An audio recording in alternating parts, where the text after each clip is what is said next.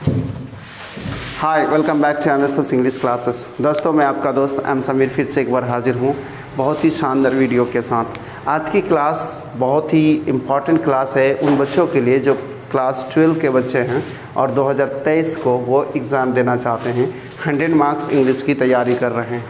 दोस्तों, यदि आप भी उनमें से एक हैं जो 12 क्लास इंग्लिश की तैयारी कर रहे हैं 100 मार्क्स की, और आप चाहते हैं कि एक एक क्वेश्चन बना के आए, तो इस वीडियो को शुरू से अंत तक जरूर देखें। दोस्तों, आज जो हम बात करने वाले हैं वो बहुत ही इम्पॉर्टेंट क्वेश्चन की बात करेंगे, जिस क्वेश्चन में आपको वहाँ देख रहे होंगे ऊपर में एक्सप्लेन द फ्लोइंग लाइन्स।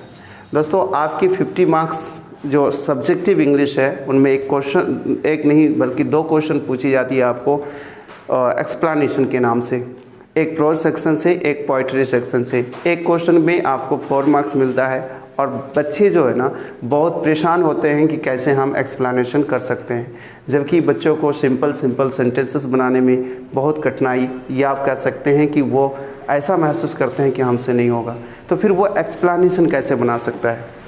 तो एक्सप्लेनेशन जाहिर सी बात है कि हर एक बच्चों के लिए बहुत कष्टदायक है, दुखदायक है। तो मैं आपकी कष्ट को, आपकी दुख को, आपकी परेशानी को समाप्त करने के लिए आपके लिए एक शानदार वीडियो लेके हाजिर हूँ आपके लिए।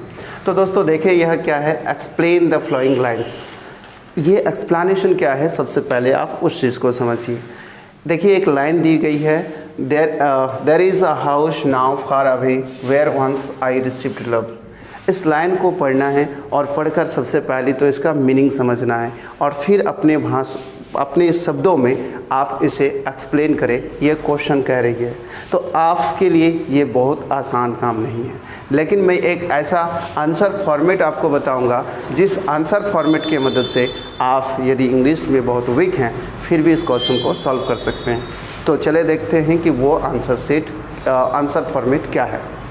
तो दोस्तों, सबसे पहले तो आपको देखिए, इस अगर आंसर फॉर्मेट को आप समझना चाहते हैं तो उसके लिए भी आपके पास कुछ ना कुछ नॉलेज होनी चाहिए। और वो नॉलेज क्या होनी चाहिए? सबसे पहला कि जो लाइन आपको दी गई है, ये एक लाइन हो या एक से अधिक लाइन हो, आप उस लाइन को देखकर सबसे पहला तो ये पता कीजिए कि वो किस प्रोज का है। अगर प्रोज सेक्शन है, प्रोज सेक्शन से है तो, यदि पोइट्री सेक्शन से है तो किस पोएम का है, इतना आपको पता करना है। जैसे मान लीजिए कि देयर इज़ अ हाउस, यहाँ हाउस की बात है तो जाहिर सी बात है कि माई ग्रैंड मदर्स हाउस से ये लाइन उठाया गया है। अब आपको पता यह करना होगा कि माई ग्रैंड मदर्स हाउस को लिखा किसने। अगर आप उसके पोइट के नाम जान गए तो फिर आप मेरा फॉर्मेट को समझकर आंसर कर सकते हैं।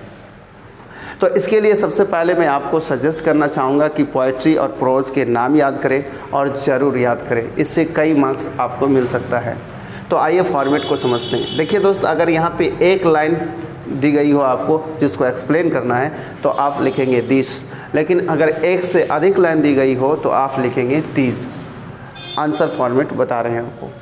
अगर यहाँ दीज लिखे हैं तो प्लूरल है, तो जाहिर सी बात है कि यहाँ लाइंस लिखना है आपको, ये भी प्लूरल फॉर्म में। और यहाँ पे अगर दीज है तो यहाँ पे आपको लिखना है लाइन। और यहाँ पे अगर आप दीज लाइन्स लिखे हैं तो आपको जो यहाँ पे वर्ब लगानी है वो प्लूरल, तो आपको यहाँ लगाना है हैव। और अगर आपने दिस लाइन लिखा है तो आपको लगाना है हैज़।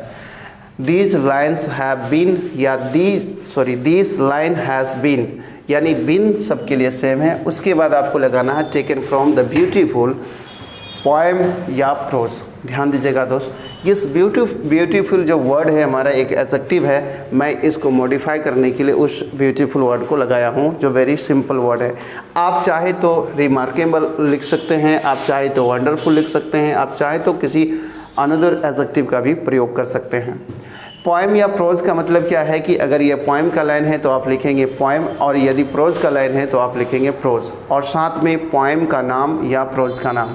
मान के चलिए कि ये हमारा पोएम का है, मानना क्या है, सच बात है कि पोएम का है और माई ग्रैंड मदर्स हाउस का है, तो हम यहाँ पे पोएम लिखेंगे और यहाँ पोएम का नाम माई ग्रैंड मदर्स हाउस लिख देंगे।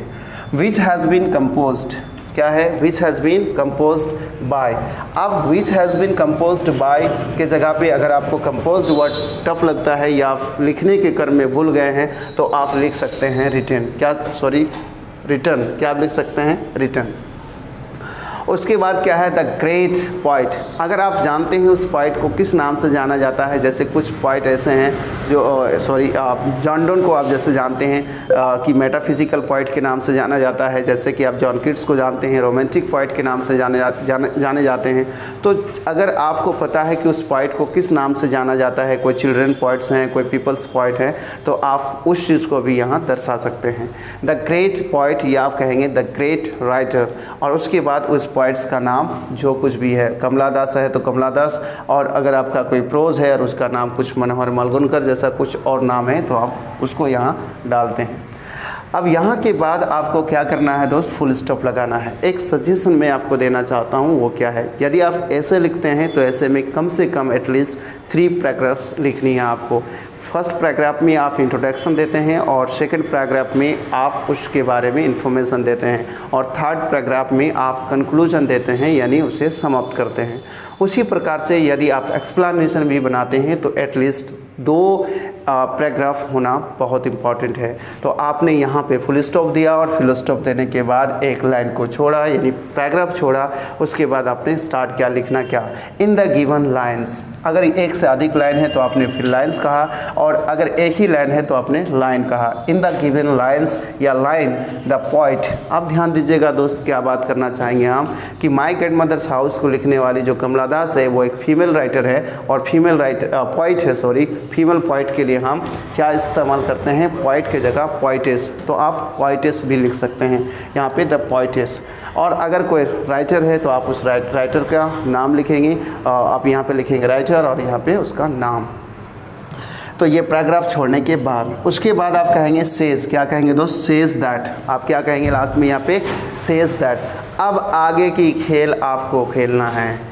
अब आगे जो है इसका मीनिंग को आपको समझ चुके हैं अगर, तो इसी से मिलता जुलता कुछ लिखना है। यहाँ पे एक ट्रिक बताना चाहेंगे आपको हम, जैसे कह रहा है there is a house now far away where once I received love, जहाँ से मुझे कभी प्यार मिलता था।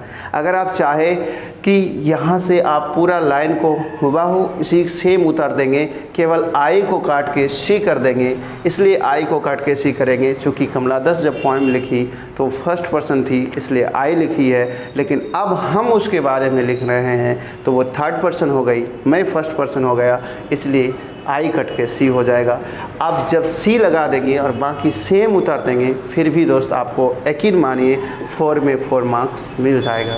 यदि आपको मेरा ये एक्सप्लेनेशन बहुत अच्छा लगा हो, आप इससे कुछ भी फ़ायदा उठा पाए हों, तो मैं चाहूँगा कि आप इस वीडियो को एंजॉय करने के बाद दूसरे को एंजॉय करने का मौका ज़रूर दें। जय हिंद।